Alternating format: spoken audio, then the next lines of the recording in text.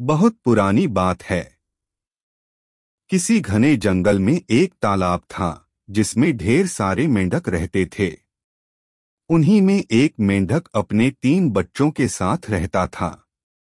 वो सभी तालाब में ही रहते और खाते पीते थे।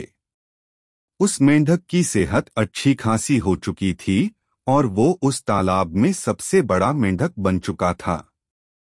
उसके बच्चे उसे देखकर काफी खुश होते थे।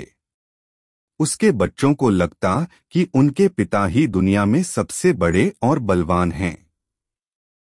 मेंढक भी अपने बच्चों को अपने बारे में झूठी कहानियां सुनाता और उनके सामने शक्तिशाली होने का दिखावा करता था। उस मेंढक को अपने शारीरिक कदकाठी पर बहुत घमंड था। ऐसे ही दिन बीतते गए। एक दिन मेंढक के बच्चे खेलते खेलते तालाब से बाहर चले गए। वो पास के एक गांव पहुंचे। वहां उन्होंने एक बैल को देखा और उसे देखते ही उनकी आंखें खुली की खुली रह गईं। उन्होंने कभी इतना बड़ा जानवर नहीं देखा था। वो बैल को देखकर डर गए और बहुत ज्यादा हैरान हो गए। वो बैल को देखे जा रहे थे और बैल मजे से घास खा रहा था। घास खाते खाते बैल ने जोर से हुंकार लगाई। बस फिर क्या था, मेंढक के तीनों बच्चे डर के मारे भागकर तालाब में अपने पिता के पास आ गए। पिता ने उनके डर का कारण पूछा।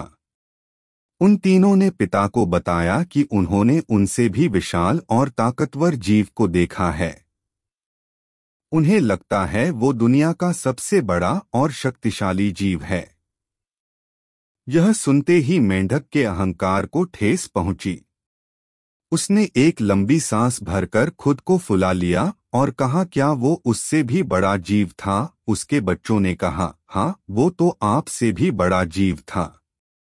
मेंढक को गुस्सा आ गया।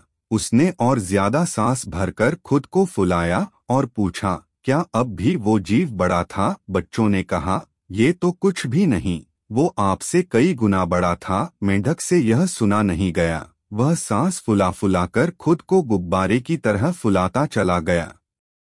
फिर एक वक्त आया जब उसका शरीर पूरी तरह फूल गया और वो फट गया और अहंकार के चक्कर में अपनी जान से हाथ धो बैठा। कहानी से सीख, कभी भी किसी बात का घमंड नहीं करना चाहिए। घमंड करने से खुद का ही नुकसान होता है।